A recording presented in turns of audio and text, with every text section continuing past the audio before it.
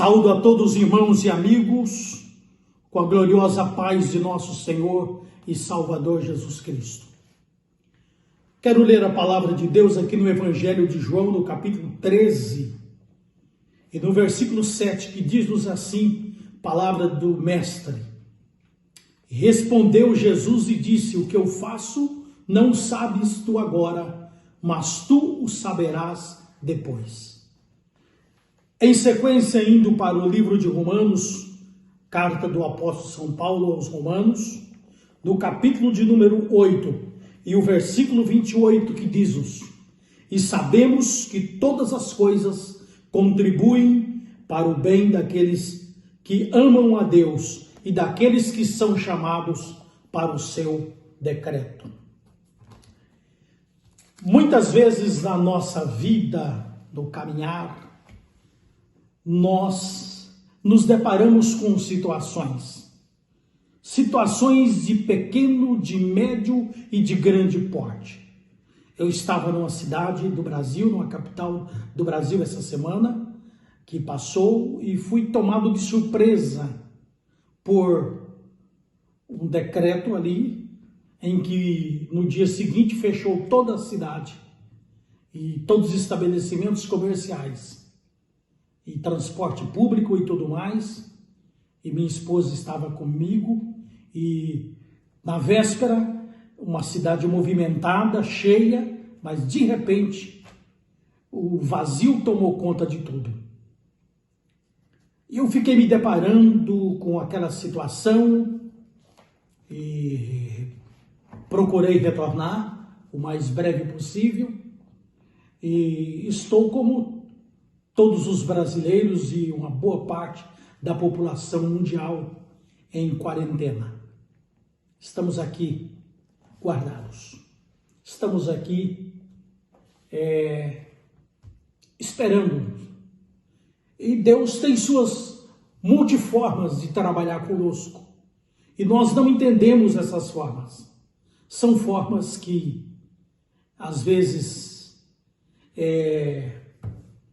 acontece que nós não compreendemos e não chegamos a um denominador comum.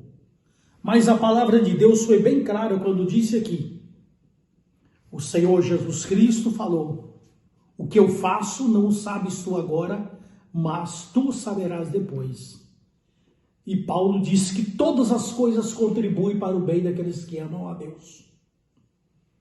E eu me deparei com esta palavra e tirei a conclusão. Muitas vezes nós não entendemos as circunstâncias. As circunstâncias, elas vêm num estado de condição, de coisa, de pessoa, de momento, de acidente, de um fato, de uma doença, de uma enfermidade, de uma tragédia, de uma epidemia, de uma pandemia e etc. As circunstâncias vêm. E nós não entendemos a circunstância. Às vezes queremos que a mesma seja do nosso jeito, as coisas aconteçam do nosso jeito. Tenhamos o nosso caminhar no dia a dia normal, na nossa vida ativa, aquele ativismo de trabalho, aquele ativismo cristão, religioso, mas as coisas não são assim. Estamos vivendo os últimos dias da Igreja do Senhor Jesus aqui na Terra. Cada dia que passa, o relógio de Deus está dando o seu tic-tac, está batendo o seu tic-tac. E o anúncio de tudo é que Jesus vem breve. E para tanto precisamos estar preparados. As circunstâncias acontecem. Eu defini aqui o que é circunstância, que é um estado de condição ou de coisas, em determinadas situações e momentos. E o que acontece hoje no nosso país, no nosso mundo? A cidade que eu estou nela hoje, eu estive agora à tarde andando, acompanhado de um obreiro, e para onde sairmos a cidade está fechada, literalmente, só tem 2 entradas. E não pode... E você tem que passar por uma barreira muito grande. São medidas que os nossos governantes tomaram para se precaver dessa pandemia, desse Covid-19 que está aí assolando a humanidade. Inúmeros e cada dia são números assustadores de mortos em países até de primeiro mundo. Agora nós, que somos crentes em Cristo, devemos entender que Deus, na sua vontade permissiva, na sua vontade diretiva e na sua vontade absoluta, Ele permite todas as coisas. Glória a Deus. Sabemos que tudo isso Ele permite. Ele sabe que os adoradores deles estão sem cultuar, sem a casa do Senhor, por decreto de lei, e temos que obedecer às autoridades. Algumas pessoas até me questionam se não devemos romper. Não, de forma nenhuma. Nós devemos obedecer às autoridades, porque elas são constituídas por Deus. As autoridades foram postas por Deus e devemos obedecê-las. E é para o bem comum, para a saúde de todos e para evitar o contágio, a transmissão do vírus, assim por diante. Então, meus queridos irmãos e amigos, a palavra que eu tenho para os vossos corações é esta. Talvez você, como tantos, não está entendendo as circunstâncias. Mas no passado também aconteceram circunstâncias e as pessoas não entenderam. Os egípcios não entenderam porque as rodas dos carros caíram ali. Mas quando as rodas daqueles carros caíram em pleno Mar Vermelho, foi para poder o povo de Israel passar em terra seca e atravessar do outro lado e glorificar o nome do Senhor Jeová. Os magos, quando foram visitar Jesus, eles foram por outro caminho e atrasaram, e naquele atraso do retorno deles, que eles visitaram, presentearam o Senhor, ali aconteceu que foi o tempo suficiente para que Herodes decretasse a mortandade das crianças de 2 anos de idade para baixo, e ali Maria e José conseguiu escapar com o menino indo ali para o país vizinho do Egito.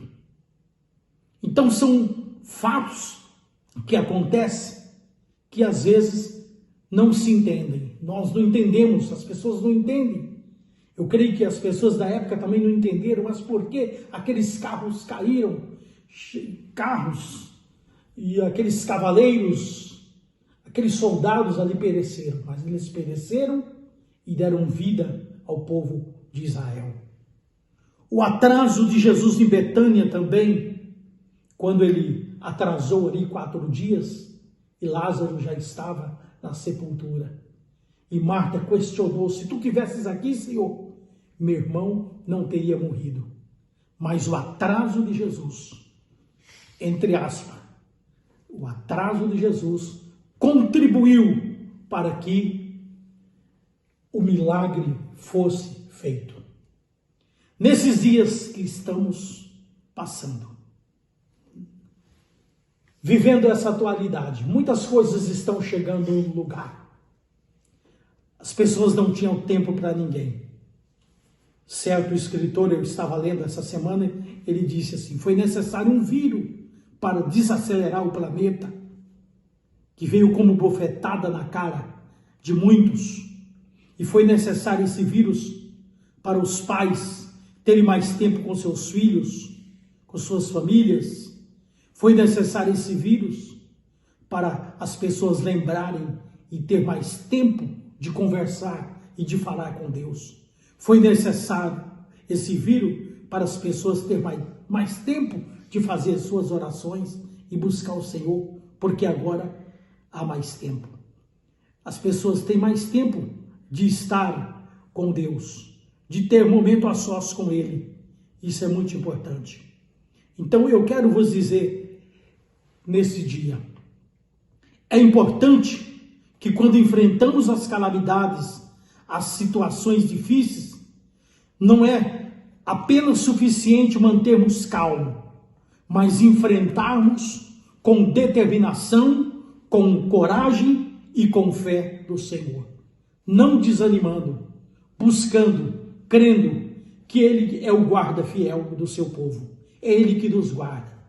Se vivemos ou se morremos, assim o fazemos para Deus. Vamos nos desligar um pouco dos meios de comunicação.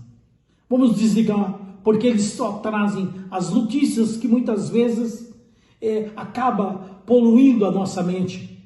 São notícias terríveis, notícias de calamidade.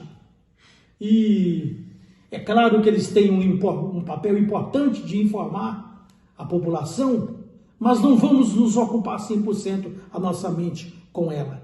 Não, Senhor.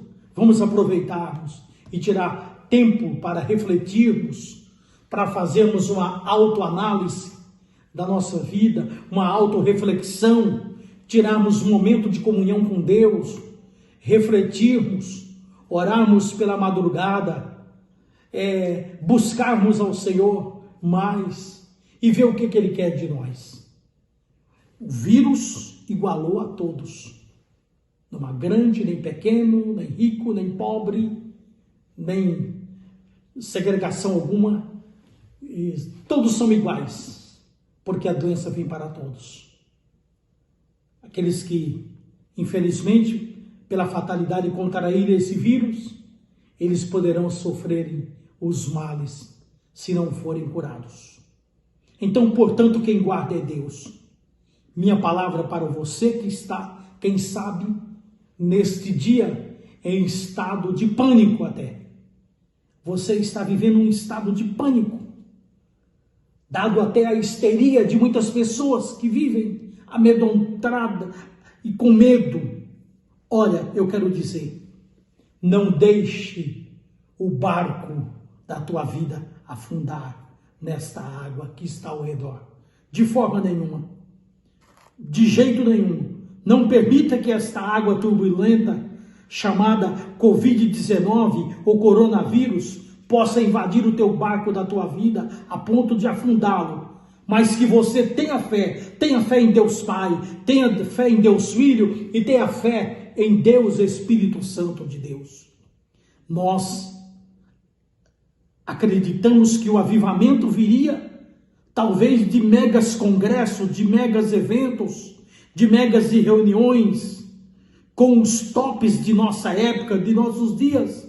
Não, Deus simplesmente permite que a busca da piedade aconteça no reduto do lar, na nossa casa, na nossa família, cada um pedindo a Deus misericórdia atrás da porta do próprio quarto, não de templo, não de palestra, não de palestra de motivações, que tudo isso é importante, nos ajuda para vivermos, muito menos dos coaches que estão aí, que também têm um papel importante diante da sociedade e da ciência, mas não, é da comunhão com Deus, é do momento com o Senhor, através da Bíblia, através do Pai, através do Filho, através do Espírito Santo de Deus. O cristianismo ganhou raízes primitivas e nós estamos nos tornando cristãos melhores. Sim, melhores cada dia. Deus tem seus caminhos e meios de tormenta para poder nos avivar. Às vezes não entendemos as circunstâncias, mas elas são necessárias. Assim como veio com Paulo ali no naufrágio. Muitos temeram a morte, mas Paulo ali na ilha de Malta, ele clamou ao Senhor e o Senhor ouviu, mesmo depois picado pela serpente, e muitos diziam, esse homem tem alguma coisa. É algo muito contraditório que acontece com ele, mas não é, é para Deus mostrar o seu poder. E eu quero dizer para você que nenhum mal te sucederá, nem praga alguma chegará à tua tenda. Pode acontecer as adversidades que forem, mas saiba que Deus está no controle. Não tema pelo amanhã, de forma nenhuma. Não fica temendo. Basta cada dia o seu mal, diz-nos a palavra de Deus, aleluia. Então, vamos crer, vamos confiar no Senhor. Ele não mudou, Ele é o mesmo ontem, Ele é o mesmo hoje e Ele é o mesmo eternamente. Crendo nas promessas do Senhor, ficamos firmes, buscando a Ele enquanto se pode achar, e invocando enquanto está perto. Então eu glorifico a Deus pela sua vida, meu irmão, minha irmã, meu amigo, você que está precisando dessa palavra, de ânimo para o seu coração e para a sua vida. E que o Senhor continue abençoando você, sua casa, sua família, porque você tem a proteção do sangue de Jesus. Você é coberto, lavado e remido e redimido pelo sangue de Jesus. A igreja do Senhor, ela não vai se curvar de forma alguma. Ela se curva de joelho, mas não vai se curvar diante das tempestades, diante dos problemas, diante das enfermidades, diante da pandemia. Não, Senhor, ela vai se manter de pé, mesmo que ela está no lar, porque a igreja está no lar, e a igreja estando no lar, o lar está na igreja. Nós não estamos presentes fisicamente falando, mas espiritualmente falando, nós estamos adorando a Deus. É claro que temos os nossos sentimentos, gostaríamos de estar lá no início do culto, saudando os nossos irmãos, cumprimentando, dando aquele abraço, aquele aperto de mão, dando aquele sorriso e ouvindo a orquestra, os músicos, a guitarra, o acordeon, os instrumentos da igreja, o coral, tudo isso a gente sente falta, e muita falta.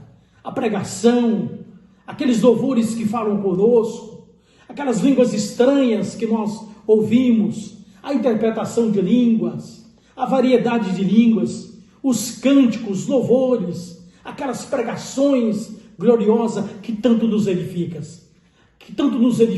mas que Deus, Ele está agora tratando com parte da população mundial. A maioria da população mundial hoje está em quarentena, está no seu lar, porque é a medida que as autoridades de saúde do mundo inteiro acharam que tem para conter esse vírus. Mais maior do que o vírus é Jesus. E o pior vírus ainda não é ele, é o vírus do pecado. Mas esse, Jesus nos lava e nos limpa. O sangue de Jesus, seu Filho, nos purifica de todo o pecado. Eu quero orar por você e pela sua vida, eterno Deus, nosso querido Pai. Abençoe as vidas, Senhor. Abençoe os irmãos, as irmãs. Abençoe os senhores, as senhoras, os jovens, as crianças, os adolescentes, aqueles que estão enfermos, aqueles que estão hospitalizados, aqueles que estão com problemas, aqueles que já estão sofrendo até por antecipação, pensando no dia de amanhã, o que pode acontecer com eles, Senhor. Ajude-os, dê a tua graça, dê força, dê coragem, dê sabedoria, dê entendimento. Nós precisamos do Senhor mais do que nunca. Precisamos da graça do Senhor.